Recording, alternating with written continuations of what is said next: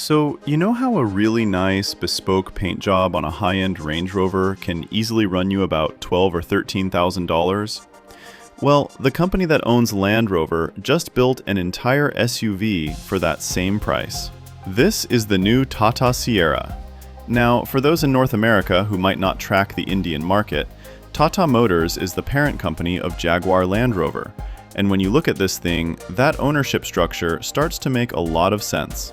They've essentially taken the design flair of a Defender, shrunk it down to the size of a Kia Seltos, and slapped a price tag on it that feels like a typo. Let's talk about that design language. It is remarkably faithful to the concept car they showed in 2023. You've got that squared-off, rugged silhouette, the upright tail with full-width LEDs, and these gloss black claddings that actually look premium.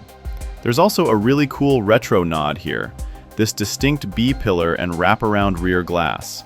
It's calling back to the original Sierra from the 90s, but it ends up looking like a modern-day baby Freelander.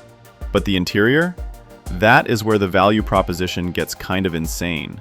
Usually, at the $12,000 price point, you're lucky to get power windows and a monochrome display. The Sierra gives you a triple screen setup. You have a 10.25-inch digital cluster, a 12.3-inch center infotainment screen, and, get this, a matching 12.3-inch display just for the passenger. Throw in a 12-speaker JBL sound system, ventilated seats, and what they claim is the largest panoramic sunroof in the class, and you have a spec sheet that rivals cars 3 times the price in the US. Okay, so what's under the hood? It's built on Tata's new ARGOS platform, which is flexible enough for everything.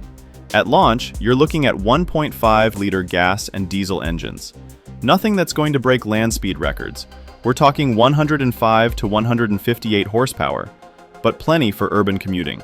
It is currently front-wheel drive, but they promise an EV version later that will adopt a very Tesla-like grille-less front end. Here is the bottom line. The Sierra starts at roughly 11.5 lakh rupees. That converts to about $12,800 US. It is positioning itself against the Hyundai Creta, which is huge globally, but it's doing it with a Land Rover light aesthetic that I think would actually sell really well in the States if they ever brought it over. Unfortunately, Tata says this is an India exclusive for now. But seeing this level of design and tech integration at a sub $15,000 price point, that places a significant amount of pressure on the rest of the industry. I want to know what you guys think.